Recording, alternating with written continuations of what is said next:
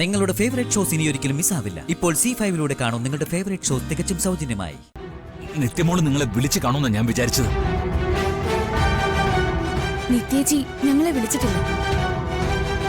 ജീവൻ ചേട്ടന്റെ ഫോണിലടക്കം എല്ലാ ഫോണിലും ഞങ്ങൾ മാറി മാറി വിളിച്ചു. ഒന്നും വർക്ക് ചെയ്യുന്നില്ല.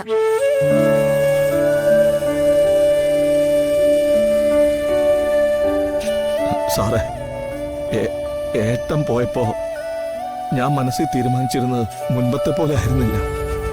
ഏട്ടൻ നോക്കി നടത്തിയിരുന്ന പോലെ അവളുടെ എല്ലാ കാര്യങ്ങളും നോക്കി നടത്തുമെന്ന്. പക്ഷേ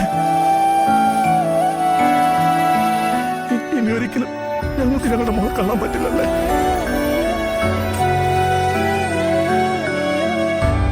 എല്ലാത്തിനും കാരണം അങ്കിളിന്റെ മോനാണ്. വിവാഹം കഴിഞ്ഞ് അന്നു മുതൽ ദ്രോഹിക്കുന്നതാണ് ഞങ്ങൾ ചേച്ചി.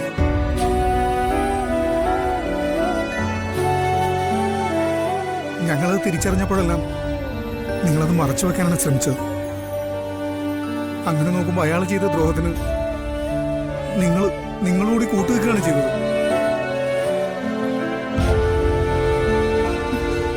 എന്താ സുധി ഇത്? അങ്കിൾ ഇക്കാര്യത്തിൽ എന്ത് തന്നെ ചെയ്തത്?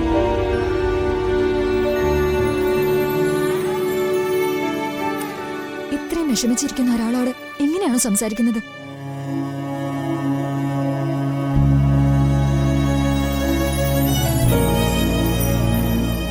അവനവന്റെ സങ്കടം കൊണ്ട് പറഞ്ഞതാ.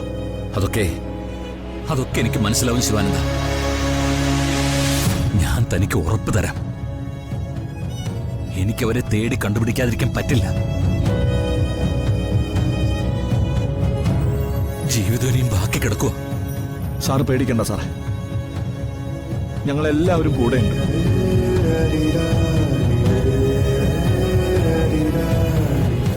അവരെവിടെയെങ്കിലും ഉണ്ടാവും, സുരക്ഷിതമായിട്ട് എവിടെയെങ്കിലും ഉണ്ടാവും.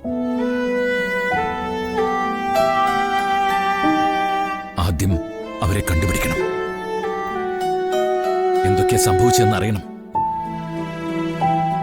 എന്നിട്ടല്ലേ അതിന്റെ പരിഹാരത്തെ പറ്റി ചിന്തിക്കാൻ പറ്റൂ.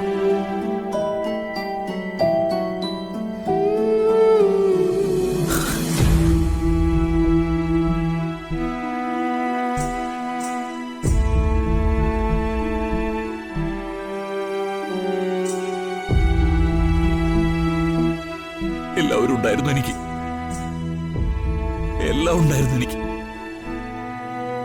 പക്ഷേ ഞാനിപ്പോ ഒരു അനാഥനെ പോലെയായി.